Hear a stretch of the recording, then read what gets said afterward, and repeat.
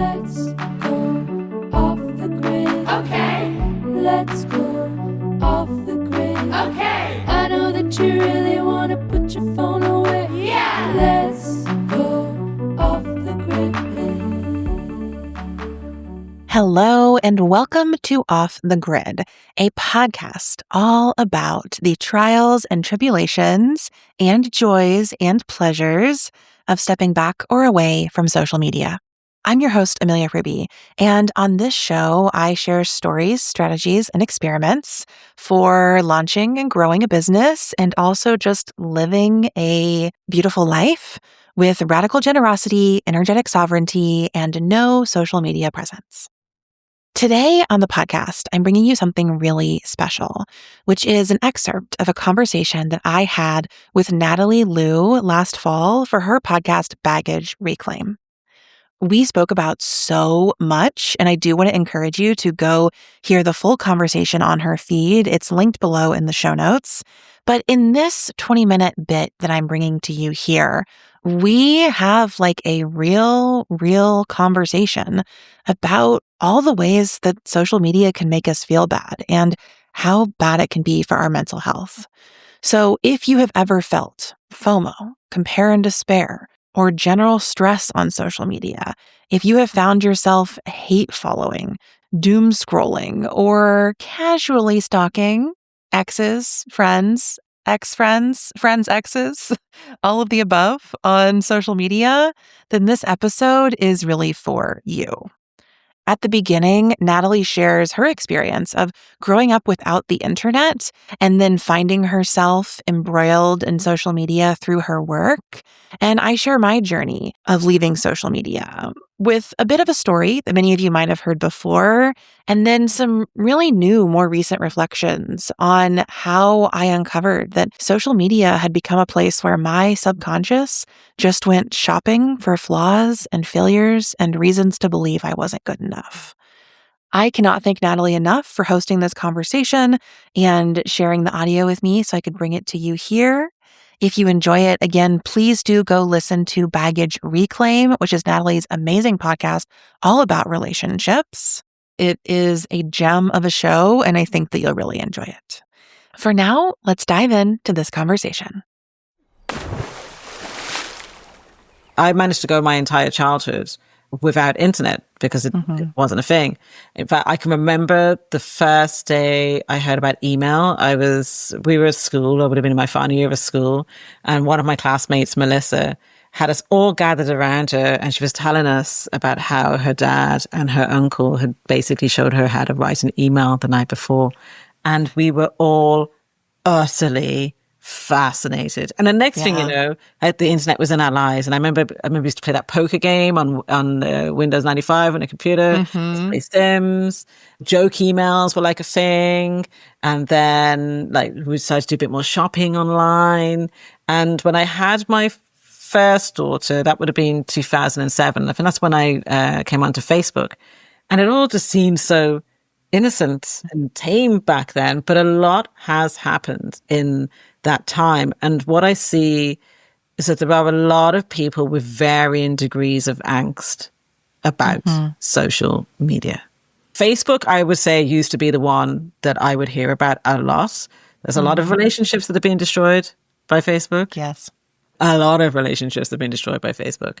And a lot of the angst was like, I posted something and nobody liked it. Or some people liked it, but not enough people liked it. Or it was my birthday and people didn't send me a message. Or why does that person say that they're my friend? But then the only place I kind of see them is like liking stuff of mine on social media, but we don't actually see each other in person.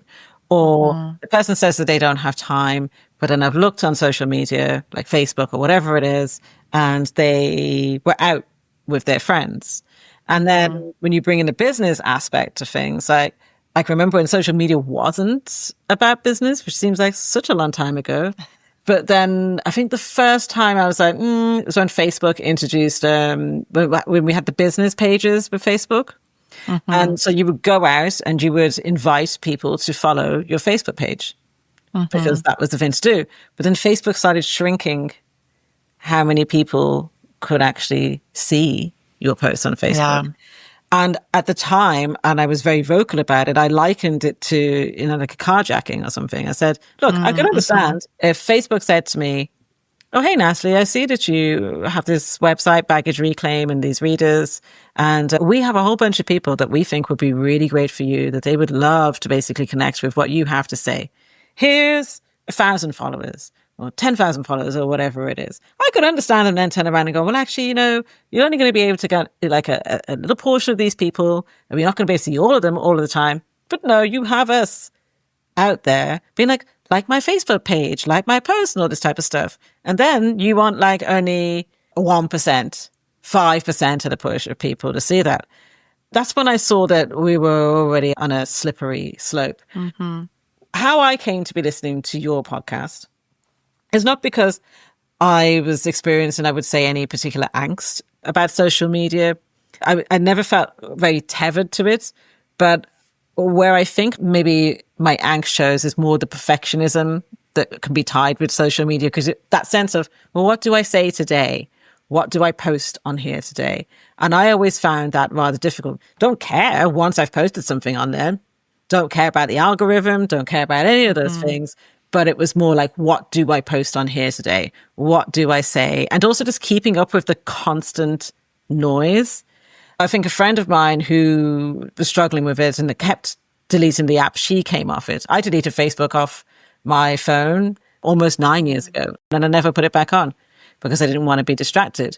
I guess what I'm curious about is, what was your tipping point for you in 2021 that said, do you know what? I'm out. I'm done. I'm leaving social media behind.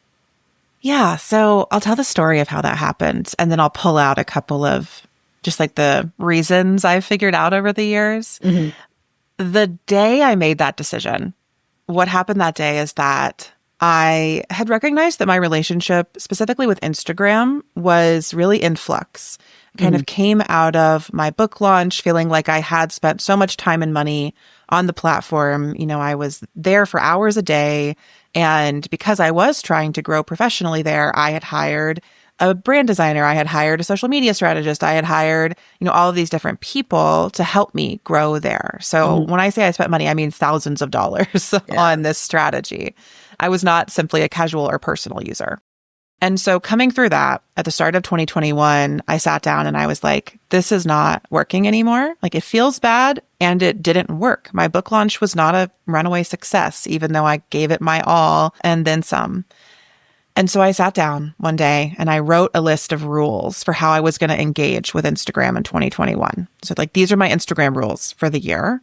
And they included things that will sound very familiar, I'm sure, to lots of people, which was like, I'm going to download the app every Monday morning and do my morning post and engage with people, and then delete the app off of my phone. And then I'll re-download it on Thursdays to check in and do this. I'm going to only share these types of things on social media. These areas of my life are totally private and will never show up there. I'm going to use these types of photos, and my feed is going to look like this, and my stories will be like this. And I just wrote this litany of rules for what I was and wasn't going to do on Instagram. And when I got to the end of writing that list, I realized that the only other time in my life that I had needed such strict boundaries was in toxic, codependent relationships. Yeah. And I had gone to a lot of therapy to try to work through that. And I had successfully in a few of those relationships, shifted patterns or ended relationships or set up boundaries. I learned how to do that. And I love therapy for that. And when I had that realization, it was like a light bulb moment for me of, I don't actually want to do all of that again with Instagram. I was willing to do that for beloved people in my life, but not for an app, not for this thing that seems to be causing more harm to me than it is bringing good into my life. And so that was really the aha moment that helped me leave. It gave me the clarity to leave. But there were some other things happening leading up to that I think, if that doesn't resonate, some of these other pieces might for listeners. One was that I was just increasingly frustrated and freaked out by the degree and depth of surveillance happening on these apps. Mm-hmm. the fall before I left, Instagram had released a new terms of service that essentially said, if you're on your phone and Instagram is open, we can probably see what you're doing. We're going to track location while you're using the app. Also, anything you post on the app, we could lift and put on our profiles, or like, everything you do on Instagram belongs to Instagram. They claim the right to it. So that was something I was like, the surveillance here is not working for me. And I read Shoshana Zuboff's book on surveillance capitalism, and I was like, this is not it. I don't want to do this. I don't want to be a part of this. So there's a big like values misalignment piece there for me. Also, I did sort of get swept into some of the perfectionism that you were mentioning, just around like, what am I going to share? Every day I need to be my best self to present on this app. And like, that was really exhausting. I also sometimes got caught up in FOMO when I would see people doing things I wasn't invited to, and then I would spiral and I'd feel so left out, and it would trigger all these like belonging and popularity wounds that I had had from my teenage years. So there was just, I had that clarity of the aha moment, and then I just remembered this even longer list of things that had made me uncomfortable and unhappy due to this app I was using. And I decided that I just didn't need it in my life anymore. And I was going to figure out how to step away and get the things that I wanted and build the relationships that I wanted without it. Isn't it amazing how when you sit down and you pull stuff out of your head to try to get clarity, like, this is the plan, this is the strategy, this is what I'm going to do. And then you look at it and you're like, wow, I just basically like put in a whole load of rules and I must do this and I must do this. And that can be the signpost in and of itself that something is very, very off. I loved what you said as well about how the last time you had found yourself thinking and feeling and making decisions like this is when you'd basically been in toxic relationships and situations. And you can understand coming up with a plan to help yourself navigate those. But to essentially capitulate to some mystical organization out there that's, with all the algorithm and all that, that doesn't really seem like a worthwhile endeavor. And it's funny how we can address things within ourselves. Because obviously here at Baggage Reclaim, on the Baggage Reclaim sessions, everything in some way or another, we're talking about what we're in relationship to and what of our emotional baggage shows up with that. And by God, the social media it just shows so much. And it's funny how you could deal with something in one aspect of your life and actually, for all intents and purposes, feel pretty cool. And then social media or something else can find you engaging in ways that make you go, oh, wow, like that feels very uncomfortably familiar. Like, as a result of your podcast, I had on, my about to have a menopausal moment and forget her name, but Rachel, where you did the money episode. Rachel Duncan. And I talked about how actually when I reflected on my relationship with money, or sometimes how I'd interacted with it, it was like money was my parent that I had to please. And when you were like, oh yeah, things are going really well, it's like, oh, I've pleased mommy, I've pleased daddy. It's not the conscious thing, but it brings out that same thing. But as I say that, I think that a lot of people have that with social media. The sense of they post something, or whether it's personal or professional, and the way in which they're trying to affect, influence, the algorithm, having people see their stuff, I think brings out a lot of the same angst around personal relationships. Like, I relate to you as well in terms of getting that outsidery feeling. You see things that are going on, people talking about certain things that even though literally 2 minutes ago you didn't care about that thing, it was not something of any importance whatsoever to your life. Now all of a sudden you're sitting there going, oh, I'm not like that person. I didn't do that thing. Why wasn't I invited to that? Even though you possibly don't even want to be at that place. It's just that sense of, oh, I wasn't there. I was talking with a friend recently about how you can see something online. And as I said, you didn't know about it 2 seconds before you saw it. You didn't care about it. It wasn't something that you wanted. It wasn't something that you were aware of, that somebody else who is similar to you, whether personal or professional, you didn't know that that was something that was done. But the moment that you see that now on social media, you could find yourself for the next few minutes, few hours, days, weeks, goodness knows how long, being like, oh, I didn't do that thing. There's something wrong with all of this, isn't there? Not as in I'm not talking about us Because look, we're only humans. It's something I keep saying again and again. We're only humans, and social media is designed to really poke at our buttons. Like I always say, if Facebook, actually even Instagram as well, either one of them, if they decided today that they were going to allow us all to see who had looked at our profile, at our pictures, whatever they were doing, it would all collapse overnight. Because part of the premise of all of this is all the creeping that so many of us do as humans. I've heard from a lot of people after a breakup, their life becomes almost like running MI5, I guess you would call it here. I think it's probably the FBI or something like that. But it's like they're running an operation center where they wake up and then they're going through like the photos and, well, that person was tagged and they're like, well, who's that person? Then down the rabbit hole they go and checking their movements. This was not something that used to exist before, but this is something that companies are capitalizing on. There's various forms of anxiety, various forms of FOMO. Never before in the history of us being humans have we been so exposed to so much stimuli, so much information. We have a window into each other's lives in a way that we never have before. And there have been positives, undoubtedly, that have come from that. But if we struggle to cope with that emotionally, mentally, physically, spiritually, it's okay. We're not designed for this stuff. Tell me, so you've been off social media for 4.5 years, and there will be people listening to this be like, wow, probably feel like the way I did that first day when my friend told me about discovering email for the first time. What does that feel like?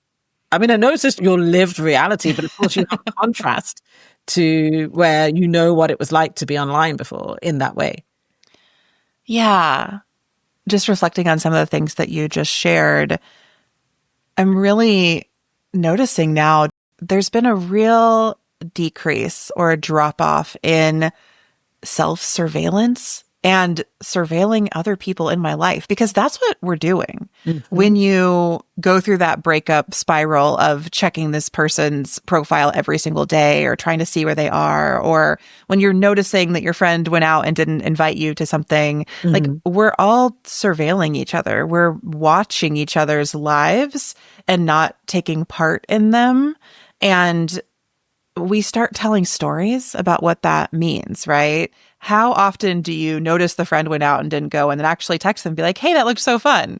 No, instead you sit there and you stew over it and you're like, why wasn't I invited? And you tell a whole story about why you weren't invited. Oh my God. And then the next time you see them, you bring this like upset energy. Yeah. And it's just like, we do this over and over again. And we do it to ourselves too. We do it to people we love. We do it to ourselves. We do it to people we don't even know as we watch each other and then tell these stories. I also think that something else I'm really realizing years into being off of social media is that social media is this place where my subconscious just went shopping for flaws and failures. Ooh. And that was what you mentioned earlier. Like when you see somebody got a career accomplishment you didn't even know existed, and now you're upset that you don't have it. To me, that is your subconscious shopping for a failure. It was just looking around, trying to come up with a reason that you weren't doing well enough. And social media will provide one 100% of the time. That's one of the most amazing things I've ever heard. Shopping for flaws. And I think you said shopping for a failure as well. Yeah. Wow. You know, two of the main aspects of social media for me, like it's so visual. So many of us go there. I mean, there's such a intense culture around appearance and beauty on social media. And so you can always find someone that quote unquote looks better than you or has a style that you admire and don't have. Or also going on social media is the fastest way to find out that there is like a type of wrinkle on a part of your face you didn't know existed that now you have it and you should be thinking about it. Or like it's the reason we all had to learn whatever like buccal fat removal was 2 summers ago. Like, oh my God, yeah. all of these things that are happening. So I just think if you're somebody who maybe has had to deal with feeling insecure or being unsure about your appearance, or, you know, even going farther into like self-loathing or much deeper, more challenging feelings there, social media is a place that your subconscious is just going to go flaw shopping. Or if you're like me and you're all about like work and career accomplishments, it's going to go looking for like those professional failures of like, oh, why don't I have a Pulitzer Prize yet? Like, you're like, well, for very obvious reasons, Amelia. Oh my gosh. I think that that's really challenging. And I think that even the most like centered, grounded, healed people I know struggle with this on social media because of the intensity and frequency of it there. And for me, that was just a reason to get off. And I don't do that stuff anymore. Like, I'm not giving my subconscious hundreds or thousands of opportunities a day to decide that I'm not good enough. I'm just looking to like the people I love who tell me I am good enough. I'm in my office right now and I'm surrounded with like images of the things I've created that I love and that help me feel worthy and successful. I'm not swimming in that social media sea of images that make me feel unworthy and unsuccessful. And that's probably the biggest, deepest shift. When I think about talking to people who are struggling with online, because often when people are, particularly around breakups, but also as well where there's a lot of comparison going on, there will be an online element to it. Mm-hmm. And I say to them, when you think about what your mood was like before you, for instance, picked up your phone, or you decided to like look at it on your browser because you basically deleted the app off your phone, so you're going in the backdoor route. Mm-hmm. When you think about what your mood level was like before you went on, and you think about how you were feeling about the day, what you were doing, and what you're like when you came off. And often they're really unaware of how much of an influence social media has on that.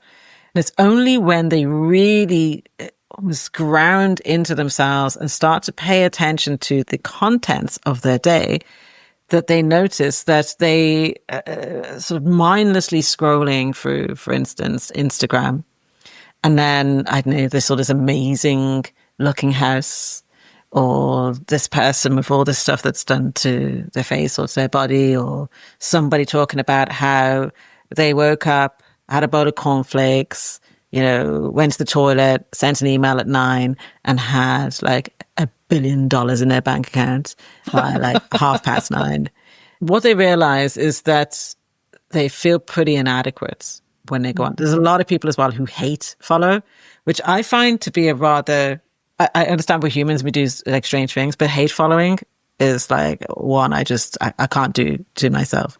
To follow somebody where you can't stand them or you're jealous of them, but you want to stoke the outrage in yourself and you end up feeling really small and inadequate and all those things, like looking at that and reminding yourself, looking at your ex's current person and being like, well, how come they were posted on social media and I wasn't posted on it? All this type of stuff.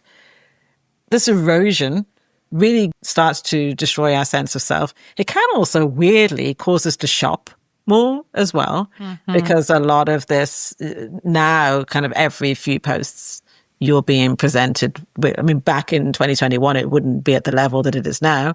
But now you can talk about something with my husband, for instance, we'll talk about something and then he'll go, oh my God, I just went on Instagram to look at something and I just had an ad served to me about that thing we were talking. It's the wildest thing. Yeah. I think a bit like the way that people talk about dating apps, which I also know that a lot of people are quitting dating apps as well, but I think that that's going to come in a bigger way soon. I find that with social media, like with dating apps, that people who use them and feel particularly affected by them, as I said earlier, have this sense of it's a failure in me as a person if I can't cope with using the apps. They don't think about the systemic issue of it. They don't think about the manipulation. They don't think about how actually it's designed to be this way. So for instance, somebody will say to me that they've been feeling bad all week because they've been working out and, they feel like they're looking really good. And then they posted this picture of themselves and it's like, oh, like I hardly got any views or likes. And that could be on LinkedIn. That could be on Instagram, wherever. And what a lot of people don't realize is all the mechanics of what goes on. So I say to them, look, when you post something online, business or personal, it's basically looking at how many people liked that within the first however many minutes of you posting it. And if there's an all right uptake within that first several minutes, it will then allow that post to be seen by more people. Now, we only know this because we've taken an interest in these things and there's been a business interest in this.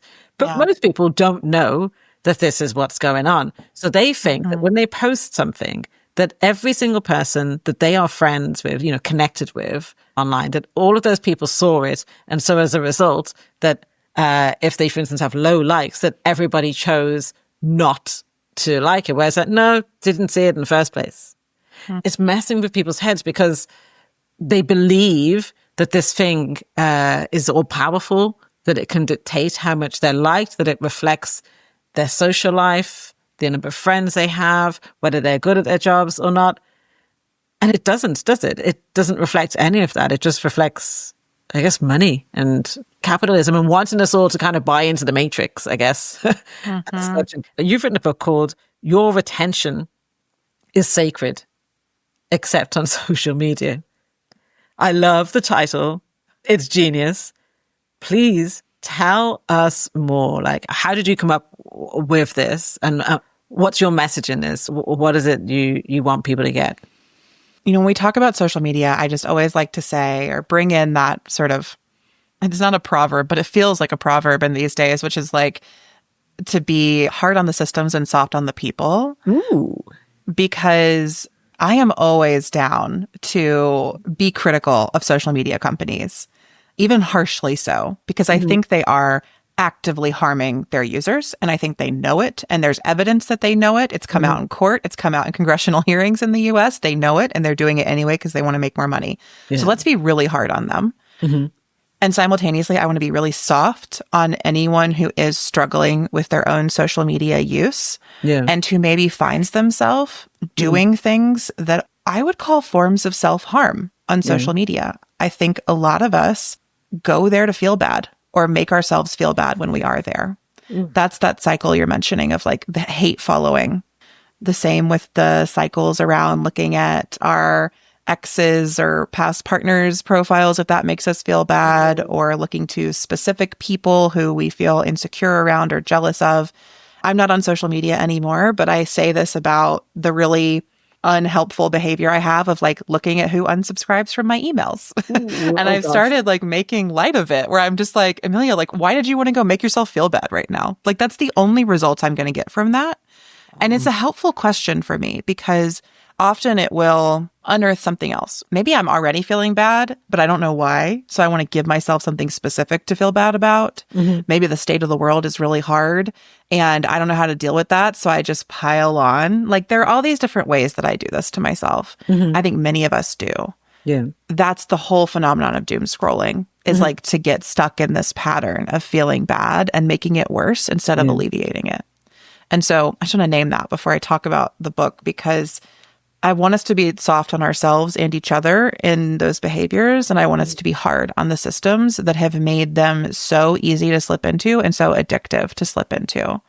They're doing it on purpose, or they have done it on purpose, or they did it and they learned it was bad and they're still doing it. One or a combination of all of those. Yeah. And so I do think we have an invitation or even an invocation to step away from these platforms to stop those patterns. But when I say that in my book, I also recognize how challenging that can be and the real world implications it can have. So the reason the title for the book is Your Attention is Sacred Except on Social Media is because I believe that our attention is incredibly sacred. It is literally like the aperture of our consciousness. It's how we enter and experience the world.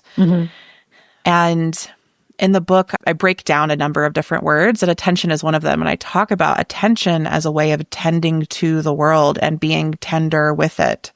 And I think that it's really special and it's like tied to our deepest humanity. And to me, that's what makes it sacred. That was my favorite part of my conversation with Natalie. But again, if you want to hear more, especially if you want to hear me talk a lot more about my book, Your Attention is Sacred, Except on Social Media, you can head to the link in the show notes to hear the full episode on Natalie's podcast, Baggage Reclaim. And if you have not yet, I would love to invite you to purchase a copy of my book. I talk so much more about the role that attention plays in reclaiming our sense of self away from the apps. And if you're someone that struggled with many of the things that Natalie and I talked about in this episode, I really do believe that the book holds some precious reframes and encouragement to come back to yourself away from these harmful algorithms and apps. So you can find that at offthegrid.fun/attention or anywhere that you purchase books. Thank you so much for being an Off the Grid listener. Thank you so much for tuning into this episode. And until next time, you can find me off the grid. I kinda hate social media, feeds on my brain like a bacteria. If you read my Wikipedia, it'll say I kinda hate social media. Post a picture of myself, sacrifice my mental health, use your product, time to sell. I would rather go to hell. Do you like this? Leave a comment. Can you share this? Will you wear this? Do you like this? Leave a comment. Can you share this? Will you wear this?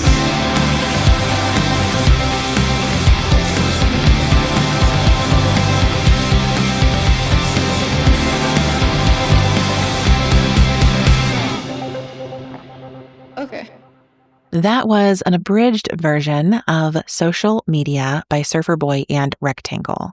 To hear the entire song, find Surfer Boy on Spotify or head to the link in the show notes. Thanks so much to them for sharing the song with us, as well as to Melissa Caitlin Carter, who sings our theme song that you hear at the start of every show. I'm your host, Amelia Fruby, and if you enjoyed this episode, I hope you will download the free Leaving Social Media Toolkit at offthegrid.fun/toolkit. Until next time, I will see you off the grid.